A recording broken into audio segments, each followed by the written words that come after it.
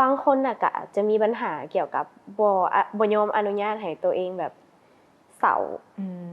แต่ว่าที่จริงลึกๆในใจก็แบบบ่ไหวละบ่เอาแล้วบ่เอาหยังเลย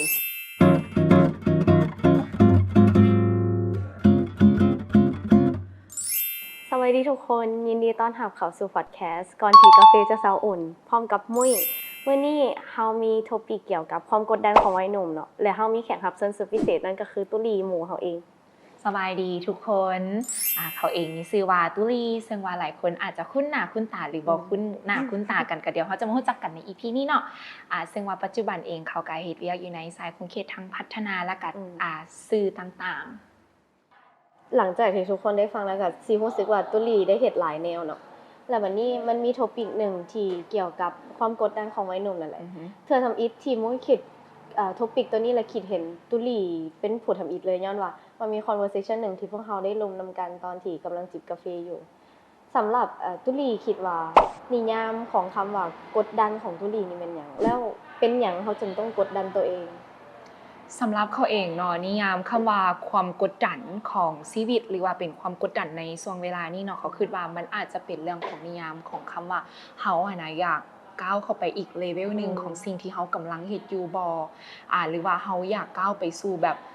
มืออาชีพหรือว่าสายงานด้านใดด้านหนึ่งที่ว่าเฮาอยากลงลึกมันบ่เฮาอยากเก่งกว่าหั่นเฮาอยากดีกว่าหั่นมันก็เลยเกิดการกดดันตนเองแต่ว่าในขณะเดียวกันเขาก็บ่ได้เบิ่งว่าความกดดันเหล่านี้หั่นน่ะมันเป็นสิ่งที่ว่าบ่ดีทั้งหมดเนาะเขาคิดว่าเรื่องข้อดีมันก็มีถ้าว่าเฮาอยู่ในระดับที่พอดีหรือว่าอยู่ในระดับที่ว่ามันเป็นการรับรู้ถึงความต้องการของตนเองบ่ว่าจะเป็นเรื่องของการตั้งเป้าหมายที่เขาจะไปฮอดเพื่อสร้างแรงจูงใจหรือว่าเพื่อที่เขาจะไปฮอดจุดๆนั้นให้ได้เนาะแต่ว่าถ้าอีหยังที่มันเกินไปอีหยังที่มันบ่สมดุลหั่นน่ะเขาคิดว่ามันก็สามารถส่งผลเสียได้ก็คือแบบคือเห็นเนาะว่าน้องๆหลายๆคนเขาเจ้าก็จะแบบมีความกดดันแบบหลายแฮงหั่นน่ะตัวนั้นเขาเจ้าก็อาจจะเกิดมาจากการตั้งคำถามกับตัวเองบ่ว่าเมื่อใดมันสิฮอดจักเทื่อและตอนนี้ขออยู่จุดใดหรือว่าอาจจะลงเอ่ยด้วยการเอาตัวเองไปเปรียบเทียบกับคนอื่นแล้วมันก็เกิดความกดดันเพิ่มขึ้นจนบ่เคยรู้สึกว่าตนเองดีพอหั่นนะแม่นซึ่งเขาก็รู้สึกแบบเดียวกันได้เพราะว่าในปัจจุบันนี้แบบว่าถึงเรื่องเทคโนโลยีเนาะมันมีหลายแล้วมันมีข้อมูลที่หลายจนเฮาบ่สามารถเลือกได้ว่าอันใดที่เฮาควรจะเสพอันใดที่เฮาควรจะบ่เสพอิหยังซี่หั่นด้วยความที่ว่าข้อมูลมันหลายอยู่แล้วมันก็เลยเฮ็ดให้คนในยุคปัจจุบันโดยเฉพาะแบบ Gen Z คือพวกเฮามันเริ่มแข่งขันตัวเองล่ะมันเริ่มแข่งขันตัวเองแข่งขันกับหมู่แข่งขันกับสังคมตุลีคิดว่ามันมีเหตุการณ์ตัวใดบ่ที่แบบตัวเองได้ realize ว่าอันนี้ได้เนาะแม่นแบบผลของการกดดันตัวเองของเฮาซี่หั่นน่ะที่ผ่านมาหั่นน่ะก็คือเป็นคนที่พยายามแบบมาหลายอีหลีคือเขาให้นิยามตนเองว่าเป็นคนที่ทะเยอทะยานสุดๆอยากได้อยากมีอยากเก่งกว่านี้อยากเป็นไปได้กว่านี้นอกจากนี้เนาะก็ตอนนั้นเนาะแบบมันจะมีแบบการสมัครต่างๆหรือว่าการที่เฮาอยากเติบใหญ่อยู่ทางด้านแบบสายเวียกบ่หรือว่าเฮาอยากเก่งขึ้นในด้านสายที่มันลงลึกวิชาการสินะแล้ววันนี้เฮาก็ได้ไปรู้จักกับรุ่นอ้ายรุ่นเอ้ยเก่งๆส่วนหลายเขาเจ้าก็เป็นแบบระดับแบบเซียวซานก็มีเนาะบางคนแล้วเฮาก็ตั้งคำถามว่าอ้าวแล้วเฮาอยู่จุดใดของวันนี้หั่นน่ะแล้วก็นอกจากนี้ก็คือแบบเขาหันรู้สึกคือตัวเองหั่นน่ะบ่ได้เก่งพอขนาดนั้นล่ะที่ผ่านที่มันเฮ็ดไปทั้งหมดหั่นน่ะมันบ่ได้มีค่าหยังแบบคือแบบว่ากลับมา1ก้าวหน้าไป1แล้วถอยหลัง2มันเป็นจังซั่นตลอดล่ะจนมื้อนึงเนาะที่เขาได้มา realize ว่าสิ่งที่เขาเป็นทุกข์นะมันเป็นทุกข์เทียมทั้งหมดเพราะว่าเขาเป็นคนตั้งคำถามว่ามื้อใดเขาจะเก่งจักเทื่อล่ะเป็นหยังเขาคือบ่ซ้ำคนอื่นแล้วเขาบ่เคยกลับมาถามตนเองขึ้นว่าตอนนี้นะเขาอยู่จุดใดแล้วเขาเก่งกว่าเขาเมื่อวานนี้บ่หั่นน่ะแต่ว่ามันสิก้าวมาจุดนั้นมันก็บ่ดนแม่นเขาคิดว่าแบบทุกคนเกิดมาอาจจะมี journey ของตัวเองโดยเฉพาะไผที่อยู่ในสังคมที่แบบ surround ตัวเองด้วยคนเก่งๆสิหั่นน่ะเขาก็จะเห็นตลอดว่าเขาจะมี achievement เสมอแต่ว่าเขาก็เคยได้ไปลงกับรุ่นอ้ายรุ่นเอื้อหลายๆคนเนาะเขาเจ้าก็ว่าที่จริงหั่นเวลาที่เฮาโพสต์อีหยังลงโซเชียลมีเดียแน่นอนอยู่แล้วว่าเฮาต้องโพสต์แต่สิ่งดีๆนะว่าซั่นซะแล้วแบบเคยได้ยินทฤษฎีไอซ์เบิร์กบ่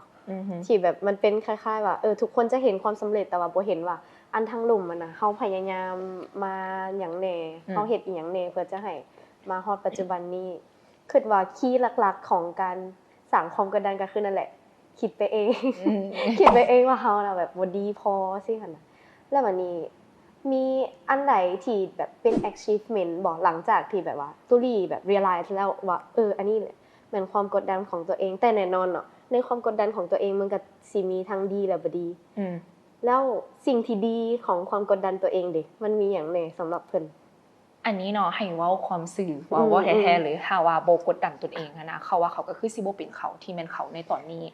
เขาก็เลยที่ได้เฮาได้เว้าหรือว่าเกินมาก่อนหน้านี้แล้วว่ากดดันได้แต่ว่าอยู่ในระดับที่พอดีเขาเอิ้นมันว่าที่จริงเขาเอิ้นว่า self awareness หรือว่าการที่ตื่นโตรับรู้ถึงตนเองหลายพอเนาะว่าอันเป้าหมายของเฮาแม่นหยังเฮาอยากเฮ็ดหยังแล้วเฮาจะตั้งเป้าหมายเพื่อไปฮอดจุดนั้นแนวใดเป้าหมายหั่นน่ะอาจจะตั้งให้มันยิ่งใหญ่ก็ได้แต่ว่าเพิ่นลองกลับมาถามตนเองเบิ่งว่าเพิ่นสิมาย่อยมันให้เป็นเป้าหมายน้อยๆได้แนวใดแล้วพยายามมีความสุขกับสิ่งที่เพิ่นสำเร็จน้อยๆในเป้าหมายนั้นเพราะว่าเขาหั่นน่ะบอกตัวเองตลอดว่าเขาเป็นคนบ่มักความรู้สึกเสียดายเวลาที่บ่ได้ลงมือเฮ็ดหยังสักอย่างเขารู้สึกว่ามันเป็นความรู้สึกที่เขากลับไปแก้ไขหยังบ่ได้แล้วอันและตัวนี้เนาะเขาก็คิดว่าถ้าเฮามีความกดดันในระดับที่พอดีกับตัวเองหั่นน่ะมันก็โอเคแต่ว่าถ้าว่ามันเกินไปมันบียอนไปกว่าหั้นแล้วหั่นน่ะเขาคิดว่ามันบ่ได้ส่งผลดีปานใดแล้วก็อาจจะกระทบต่อกับสุขภาพจิตของเฮาพร้อมเพราะว่าสุดท้ายแล้วเฮาจะเป็นคนกลับมาถามตนเองแล้วสิบ่รู้สึกว่าตัวเองดีพอหั่นน่ะแล้วเขาคิดว่าตัวนี้เนาะหลายๆคนก็คือสิบ่มักตัวเองในเวอร์ชันแบบซี่คือกันแม่นเลยเนาะถ้าหากว่าแบบว่าเริ่มรู้จักตัวเองแล้วแต่ว่าข้อดีก็คือนั่นแหละถ้าหากว่า realize ได้มันก็จะเอากลับคืนมาไวแล้วเหตุการณ์ที่เพิ่นคิดว่าแบบ beyond สุดๆหั่นน่ะแม่นหยังแบบว่าแบบโคตร stress เลยช่วงนี้เฮ็ดเวียกโคตรหลายแล้วแบบจังได๋เนาะสิหั่นน่ะกับชีวิตมีบ่สำหรับเพิ่นคิดว่าทุกคนน่าจะอยากรู้เนาะเพราะว่าแบบตุลี่ในโลกโซเชียลมีเดียก็คือแบบเลิศสุดๆโปรไฟล์ดีสุดๆสิหั่นน่ะหมู่เขาหั่นน่ะบอกเขาว่าตุลีตั้งแต่ข่อยรู้จักเจ้ามาหั่นน่ะข่อยก็รู้ว่าโซเชียลมีเดียมันเฟกหมู่เขาว่าจังซี่ล่ะเขาอันล่ะเขาหั่นน่ะให้ถามว่าเคยมีการหลงทางบ่หรือว่าแบบรู้สึก lost บ่หั่นน่ะถามว่าแบบเคยแบบให้อยู่กับเรื่องที่ตัวเองล้มเหลวน่ะ2เดือนแบบให้อยู่หั่นจนมื้อนึงมันบังเอิญซื่อๆตอนนั้นเนาะอันได้ไปกินข้าวอยู่นอกร้านมันมีรุ่นอ้ายที่เขาเจ้าหั่นน่ะแบบมานำบริษัทเขาเจ้าแล้วเขาเจ้าหาให้ถ่ายรูปให้นี่ตอนนั้นก็ถ่ายไปล่ะอยู่ดีๆแล้วมันได้มีอันบทสนทนาเกิดขึ้นล่ะล้มกันแล้วเราว่าตุลีสิ่งที่เกิดขึ้นในชีวิตหั่นน่ะบางครั้งหั่นมันก็คือเรื่องของจังหวะเวลาชีวิตและบางครั้งหั่นน่ะมันบ่ได้หมายถึงแต่ว่าเขาเจ้าเลือกเจ้าเนาะคันว่าในแง่การศึกษาก็อาจจะแม่นทุนบ่หรือว่าอีหยังหรือว่าอาจจะเป็นเรื่องของโอกาสการแข่งขันบ่แต่ว่าบางครั้งหั่นน่ะเจ้าก็เลือกพวกเพิ่นคือกันแล้วเขาแล้วมันก็เป็นคำเว้าน้อยๆแหละแต่เฮารู้สึกว่าคนส่งหั่นน่ะค่ะเจ้าส่งพลังบวกมาพร้อมแล้วมันก็ฮีลใจได้ณเวลานั้นได้ลาที่ว่าเขาหันเคยรู้สึก lost บ่อีหยังน้อยๆอย่างเช่นเขาหั่นน่ะบ่ได้รู้ได้ว่าตัวเองหั่นน่ะเก่งในกิจกรรมหรือว่า hobby อีหยังแล้วเขาเคยให้น้ำแม่2มื้อตอนนั้นเขาว่าม้าลูกบ่รู้เลยว่าแบบลูกเก่งอีหยังลูกคิดว่าลูกเป็นเป็ดอัน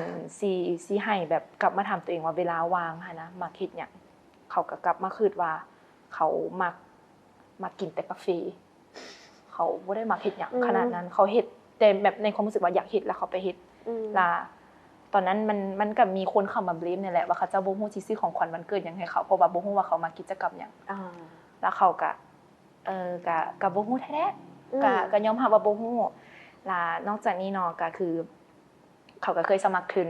จนไปฮอดอินเทอร์วิวจนไปทุกอย่างสิแล้วล่ะแล้วเขาบ่ได้แล้วเขารู้สึกว่าผลงานที่ผ่านมากับตัวเขาตอนนี้หั่นน่ะเขาน่าจะยังเก่งบ่พอหรือว่าที่ผ่านมามันบ่แม่นเลยตั้งแต่เริ่มลงมือเฮ็ดมันก็เป็นจังซั่นมาเขาคิดว่าแบบคือเรื่องสมัครทุนแล้วบ่ได้อีหยังสิหั่นน่ะคิดว่าทุกคนน่ะจะเคยมีประสบการณ์เนาะแต่ว่าอย่าลืมเด็ดขาดว่าแบบว่าที่2ก็มีความหมาย That's fine แบบ it's okay คือว่าเรื่อง hobby คือตุลีคือการถามบ่มีก็บ่เป็นหยังคือแบบว่าเป้าหมายของแต่ละคนในชีวิตบ่คือกันเนาะอย่างเช่นบางคนอาจจะแบบอยากรวยล้นฟ้าอยากเป็นคนที่ฉลาดสิหั่นน่ะ แต่สำหรับบางคนก็แค่อยากอยู่นำแม่อยากเลี้ยงหมาอยู่บ้านซึ่ง it's okay it's totally fine บ่เป็นหยังเลยเขาคิดว่าน่าจะแม่นย้อนแบบโลกโซเชียลแน่นอนมันมีข้อมูลหลายเฮ็ดให้เฮาคิดว่ายังดีบ่พอเว้ยอายุส่ำนี้แบบได้ทั้งบ้านได้ทั้งรถล่ะเสียนะเขาคือมันน่าจะเป็นเรื่องของความกดดันทางสังคมพร้อมคืออันเรื่องฮ็อบบี้นะสุดท้ายนะเขามาค้นพบคำตอบเนาะว่าเขาเจ้ามีอันแบบ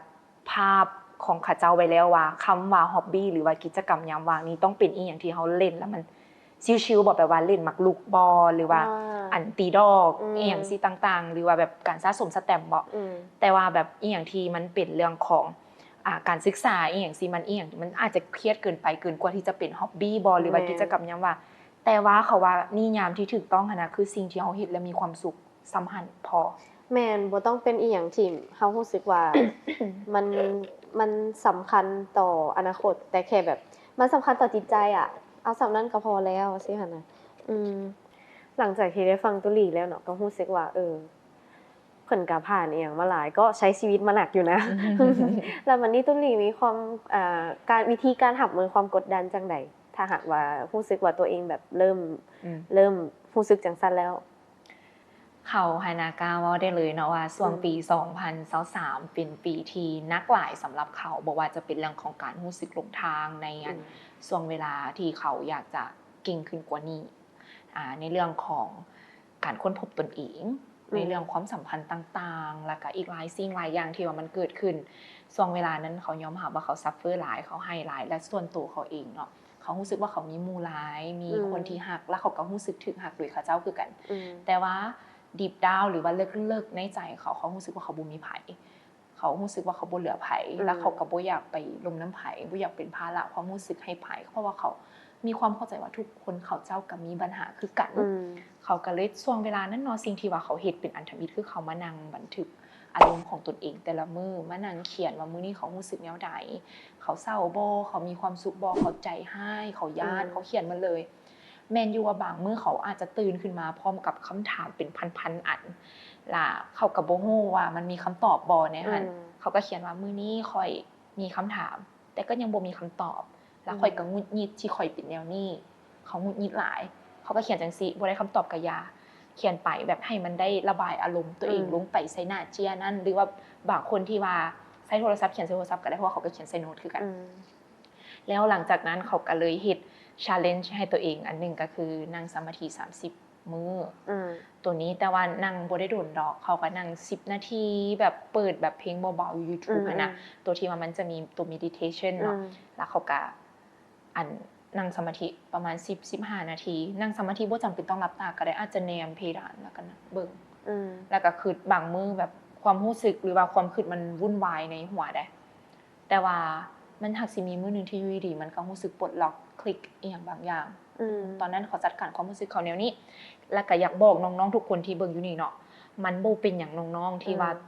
เจ้าหั่นน่ะจะรู้สึกเฟลมันบ่เป็นหยังที่ว่าเจ้าจะยังบ่ฮู้ว่าเจ้าต้องการหยังเจ้าจะยังบ่ฮู้ว่าเจ้าอยากได้หยังในตอนนี้มันบ่เป็นหยังอีหลีเฮายังมีเวลาเนาะที่ว่าจะไปค้นพบตัวเองอีกเฮายังมีเวลาที่ว่าจะเรียนรู้ศึกษาและอยากให้ฮู้เนาะว่าต่อให้ว่าเจ้าหั่นน่ะบ่ทันพบไผบ่ทันเห็นไผรู้สึกว่าบ่เหลือไผพวกเจ้ายังมีพอดแคสต์ตัวนี้เป็นหมู่เจ้าอยู่พวกเจ้ายังมีหมู่เพื่อนพ่อแม่ไอ้น้องหรือคนแปลกหน้าคนนี้นะเป็นห่วงเจ้าอยู่คือกันแม่นถ้ามีช่วงใดที่รู้สึกว่าตัวเองบ่เหลือไผเนาะก็อยากให้แยงแหวนและกอดตัวเองแน่นๆว่ายังน้อยบ่เหลือไผแต่เฮาก็ยังเหลือตัวเองเพราะว่าเราเกิดมาคนเดียวก็ต้องจากไปคนเดียวแล้วเวลาซัฟเฟอร์หรือว่ามีความสุขอีหยังต่างๆตัวเองก็แม่นตัวคนเดียวที่ต้องได้รับผิดชอบความรู้สึกของตัวเองตัวนั้นเนาะจากที่ได้ฟังตุลีเว้าเกี่ยวกับเรื่องjournaling เนาะที่เขียนอีหยังหั่นน่ะที่จริงมุ้ยก็เป็นเพราะว่าบางอย่างบางความคิดมันในเวลาที่เฮาแบบสเตรสแฮงๆแล้วเฮาบ่ฮู้บ่อนลงอะนะแล้วเฮาบ่ฮู้อีกว่ามันหยุ่งเหยิงมันมีหยังที่หยุ่งเหยิงแล้วเวลาได้เขียนออกมาเฮาจะได้แบบ generate ความคิดของเฮานำว่าโอเคเฮาเครียดเรื่องนี้1 2 3 4แล้วมันมีโซลูชันแนวใดที่สามารถเฮ็ดให้เฮาแบบรู้สึกดีขึ้น แล้ว meditation มุ้ยคิดว่ามันก็เป็นวิทยาศาสตร์อย่างหนึ่งเนาะแบบว่าได้โฟกัสอยู่ที่ลมหายใจตัวเองบ่ต้องได้โฟกัสเรื่องอื่นมีแต่ว่าหายใจเข้าลึกๆหายใจออกอีหยังจังซี่ก็จะเฮ็ดให้เฮาแบบรู้สึกคล่ำขึ้นแต่ว่าอันนี้มันบ่ได้เป็นวิธีที่ว่าแบบอันถูกล็อกไว้เลยว่าต้องแม่นอันนี้ต้องแม่นอันนี้อันบ่เป็นหยังเชื่อว่าทุกคนมีวิธีของตนเองเนาะเพราะว่าเขาหานะมื้อใดที่เขาแบบรู้สึกใจให้มื้อใดที่รู้สึกแบบสับสนเขาไปเล่นกีฬาอันถึงเขาจะบ่เก่งก็ย่าเนาะบ่เป็นหยังเขาก็ไปตีมวยไประบายความเครียดบ่ไปแบบตีดอกอีหยังตัวนี้เนาะเขาก็ว่ามันก็เป็นเรื่องของวิทยาศาสตร์เนาะมันรู้สึกดีขึ้นกับตนเองแม่นการออกกำลังกายก็ถือว่าเป็นอีหยังที่ดีหรืออาจจะใช้เวลาไปอยู่น้ำหมู่ก็ได้อันนี้บ่เป็นหยังเนาะให้ฮู้ไว้ว่ามันยังมีอีกหลากหลายวิธีที่เฮาสามารถค้นพบเพื่อให้ที่จะเหมาะกับตนเองแม่นๆคือตุลีว่ามาหันกระถึงเนาะบางคนก็อาจจะแบบว่าระบายความเครียดด้วยการออกกำลังกายคือมุ้ยนี่ก็อาจจะแบบว่าดีดกีตาร์ห้องเพลงบ่คือหมู่บางคนก็อาจจะไปกินอีหยังซี่หั้นนะแม่นแต่ละคนมีวิธีแสดงออกแตกต่างกันแล้วก็มีวิธีรับมือกับความเครียดที่แตกต่างกันบัดนี้ได้ยินนั่นตุลีได้เมนชั่นถึงความสัมพันธ์ของคนอ้อมข้างเนาะแน่นอนว่าเฮาอาจจะรู้สึกว่าแบบ feel loved เขาเจ้าเฮาความรู้สึกแหละว่าเขาเจ้ารักเฮาทั้งคนอ้อมข้างทั้งครอบครัวหมู่เพื่อนหรือหยังต่างๆแต่ว่าบางเทื่อเฮาก็อาจจะบ่ได้รู้สึก 100% ย้อนว่าเฮายังมีกำแพงอยู่บ่ตุลีเคยรู้สึกจังซั่นบ่รู้สึกอันเขาให้นะยอมรับว่าตนเองโชคดีที่ว่ามีหมู่ที่ว่าอยู่ในวงโคจรน้อยๆนะที่เขาเจ้าจริงใจและเขาเจ้าเข้าใจที่ว่าเขาเป็นแนวนี้คือแบบเวลาที่เขาเศร้าแล้วเขาสิบ่อยากเล่าให้เขาเจ้าฟังแล้วเขาเจ้าจะมักมาบอกว่าตามภาษาหมู่น้อยหญิงเขาเจ้าว่าสินะเฮาเป็นหมู่กันตอนมีความสุขนะเธอแชร์นำฉันตลอดเขาเจ้าจะมักว่าแบบเพิ่นนะแบบมาลมน้ำเขาตลอดแต่ว่าเป็นหยังตอนที่เพิ่นทุกข์นะเพิ่นคือบ่อนุญาตให้เขาเข้าไปแบ่งปันความทุกข์นั้นนำเพิ่นแน่กับมินเนาะที่เพิ่นก็น่าจะรู้จักเนาะมินก็มักว่าอันตุลีการที่เจ้าหั่นน่ะบ่อนุญาตให้ค่อยหั่นนะยื่นมือเข้าไปจับเจ้าในยามที่เจ้าเมื่อยหั่นน่ะมันก็เป็นการที่เจ้าบ่ appreciate ในความสัมพันธ์เฮาคือกันฉะนั้นข้อยอยากให้ฮู้ไว้ต่อให้เจ้าบ่อยากเว้าหรือบ่อยากอีหยังหันนะก็ให้ฮู้ไว้ว่าข้อยยังอยู่บ่อนนี้บ่อยากให้เจ้ารู้สึกว่าเจ้าโดดเดี่ยวบ่มีไผเขาคือว่าการตั้งกำแพงนี่ก็มีส่วนหลายเติบคือกันว่าเฮาก็เป็นคนที่บ่อนุญาตให้กับเจ้าเข้ามาอยู่ในสเปซน้อยๆหรือว่าพื้นที่น้อยๆของเฮาคือกันแม่นๆเขาก็รู้สึกจังซั่นเพราะว่าคืออันเวลาที่หมู่เขาเองแบบเรามีความทุกข์อีหยังแต่เราบ่อยากเล่าสักอีหยังแบบนี้หั่นน่ะเขาก็รู้สึกว่าที่จริงเรื่องบางเรื่องแบบเล่าให้เฮาฟังก็ได้ต่อให้เฮาอาจจะบ่สามารถช่วยอีหยังได้ก็ยาแต่ว่าแบบ that was friendship for หั่นน่ะแบบมันต้องได้ลมกันมันต้องได้แบบก็จะอาจจะบ่ได้ใช้คำว่าปรึกษาหารือเนาะแต่ก็ให้รับฟังหั่นน่ะอย่างน้อยก็มีบ่อนระบายว่าซั่นซะและบัดนี้บางคนน่ะก็อาจจะมีปัญหาเกี่ยวกับบ่ยอมอนุญาตให้ตัวเองแบบเศร้าเพิ่นเคยได้เจอคนแบบนี้บ่หรือว่าแบบเคยมีประสบการณ์ที่เป็นเองบ่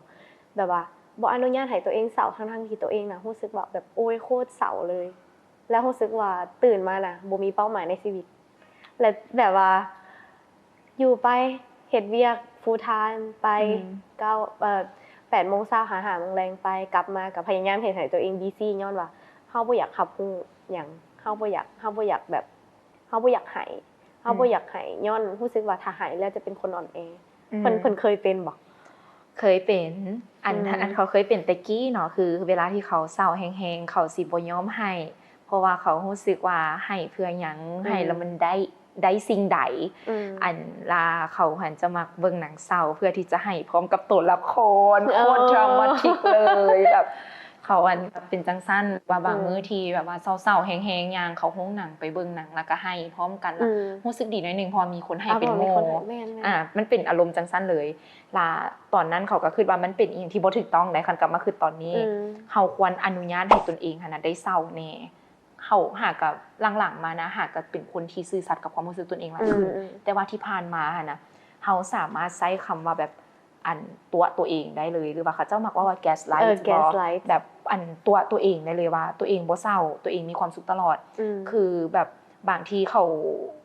คิดว่าคนอ้อมโตเขาจะสังเกตเห็นแต่ว่าเขาหันบ่ได้สังเกตเห็นตัวเองคือวันที่เขาเศร้าเขาก็จะบอกว่าแบบไฮทุกคนเป็นแนวใดนี่แต่ว่าที่จริงลึกๆในใจก็แบบบ่ไหวละบ่เอาแล้วบ่เอาหยังเลยแล้วต่อมาแล้วมันก็จะสู่ภาวะเบิร์นเอาท์นำหลังแม่นนั่นแหละก็คือถ้าหากว่าเฮาปล่อยให้มันแบบในระยะยาวขนาดนั้นเนาะมันก็อาจจะเฮ็ดให้เฮารู้สึกว่ามันแก้บ่ได้เลยเว้ยเฮามาไกลแล้วสิหั่นนะซึ่งเพราะฉะนั้นเนาะถ้าหากว่าทุกคนกำลังเผชิญอยู่ในภาวะอันนี้อยู่อยากให้ทุกคนแบบ allow yourself to cry ต้องอนุญาตให้ตัวเองเศร้าในบางเทื่อแล้วก็ถ้าหากว่าเฮามีความรู้สึกที่แบบเฮาอยากแฮปปี้จังซี่นะก็อนุญาตให้ตัวเองแฮปปี้อาจจะเป็นสิ่งเล็กๆน้อยๆในชีวิตประจำวันเนาะที่สามารถเฮ็ดให้เฮารู้สึกว่าแบบ this is the feeling of living life นะเขาว่าแม่นได้แบบบางเทื่อคนเฮาอาจจะโฟกัสแต่ achievement ใหญ่ๆโดยเฉพาะแบบตุลี่ก็เคยเว้าเนาะเคยเป็นคนที่โฟกัสอีหยังที่เรื่องแบบบิ๊กๆต้อง achieve ก่อนแล้วสุดท้ายก็เลยมา realize ว่าเขาคิดว่าอันภาคส่วนนั้นหั่นนะคืออาจจะเป็นนำเฮาอยากถูกยอมรับพร้อมมันเขาว่าลึกๆในใจตามสัญชาตญาณมนุษย์คนโดยเฉพาะวัยหนุ่มที่ช่วงนี้มันการแข่งขันกับเจ้ามันสูงอีหลีเนาะอันนี้ยอมรับก็คือเฮา1เฮาอยากเป็นที่ยอมรับทางสังคมเฮาอยากเก่งคือเขาเจ้าเฮาเอาเวลาเรานั้นหั่นน่ะไปเปรียบเทียบกับเจ้ากับคนอื่นแต่ว่าคือมุ้ยเว้าหั่นแหละว่ารสชาติของชีวิตเศร้าทุกข์สุขโศกแม่นแต่ว่าเฮาก็ตั้งอยู่แล้วก็ดับไปแม่นก็สำคัญเพราะฉะนั้นแบบว่ามนุษย์หลายๆมนุษย์ปัจจุบันนี้มันก็มีหลายๆ feeling บ่ได้มีแต่ว่ามีแบบประสบความสำเร็จอย่างเดียวก็อยากให้ทุกคนโฟกัสเรื่องตัวนี้นำเนาะแม่นอยู่ว่าในปัจจุบันนี้เฮาจะต้องสร้างตัวแล้วเฮาจะต้องเป็น specialist ด้านใดด้านหนึ่งโดยเฉพาะที่เป็นแบบสายวิชาชีพคือพวกเฮาเนาะก็เจอความกดดันอีหยังหลายๆอย่างแหละแล้วบัดนี้เฮารู้สึกว่าในปัจจุบันนี้ถ้าหากว่าทุกคนสเตรสหรืออีหยังต่างๆมันจะมีสายด่วนของบาง organization เนาะที่เขาเจ้าให้ความรู้เกี่ยวกับเรื่องนี้แล้วว่าแต่ว่าเวลาที่เฮาโทรไปหรือว่าเราอีหยังให้เขาเจ้าฟังเขาเจ้าจะเก็บเรื่องนี้เป็นความลับในปัจจุบันนี้ก็มีหลายสายด่วนอยู่คิดว่าน่าจะมี information เอาไว้ทั้งลุมถ้าหากว่าพวกเฮาหาบ่ได้พวกเขาจะมาแปะให้โดยตัวนี้เนาะอยากบอกทุกคนว่าถ้าว่าเจ้าหันนะรู้สึกว่าเจ้าบ่เหลือไผถ้าหากว่าเจ้ารู้สึกว่าเจ้าต้องการไผจากคนเนาะแต่ว่าไผคนนั้นเจ้าบ่สามารถอนุญาตให้เป็นคนใกล้ตัวว่าจะเป็นพ่อแม่หมู่เพื่อนอ้ายเอ้ยน้องสิ่งใดก็ตามแต่ลองติดต่อหาสายด่วนเพิ่นก็ได้หรือว่าบางหน่วยงานหรือว่าบางกลุ่มที่ว่าเขาเจ้าเคลื่อนไหวเกี่ยวกับเรื่องของสุขภาพจิตเนาะเพราะว่าเพิ่นก็ปิดข้อมูลเป็นลับต่อมาก็คือเฮาสามารถไปหาทิศทางวิธีแก้ไขที่ว่าถูกต้องตามผู้เชี่ยวชาญเพิ่นได้เนาะอันนี้ก็อยากอยากฝากให้ทุกคนแล้วก็อยากบอกทุกคนหันนะว่าลองกลับมาถามตัวเองแล้วก็รีเฟล็กทวนคืนความรู้สึกตนเองแต่ละมื้อเบิ่งคันมื้อใดเริ่มรู้สึกว่าบ่โอเคแล้วก็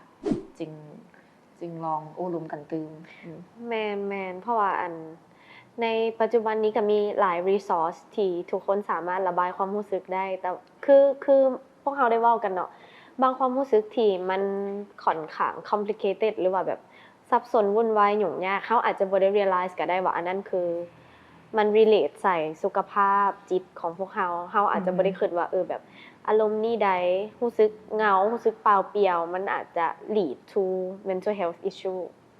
ก็ลองไปปรึกษาเบิ่งถ้าหากว่าพวกเขาเข้าข่ายอย่างจักอย่างลองไปปรึกษาเบิ่งแล้วสุดท้ายนี่ตุลี่มีหยังอยากฝากให้ทุกคนบ่อาจจะเป็นเรื่องนี่แหละประสบการณ์ของพวกเราหรือว่าสิ่งที่ทุกคนอาจจะเคยเห็นแต่ในโลกโซเชียลมีเดียแต่ว่าบ่เคยเห็นแบบ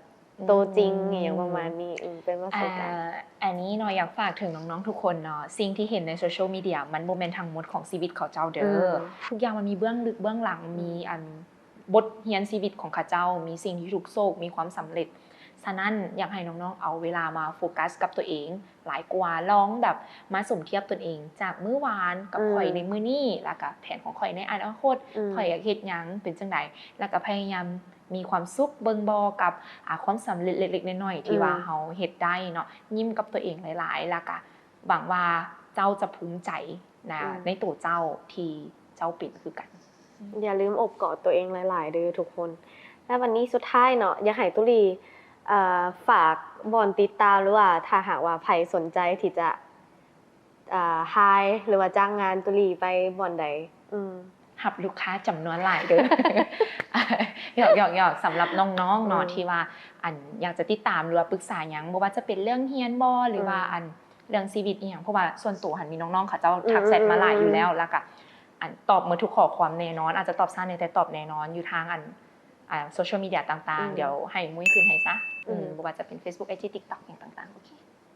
เราเป็นคอนเทนต์ครีเอเตอร์นำโดยพวกเจ้าบางเทื่อแล้วก็อาจจะ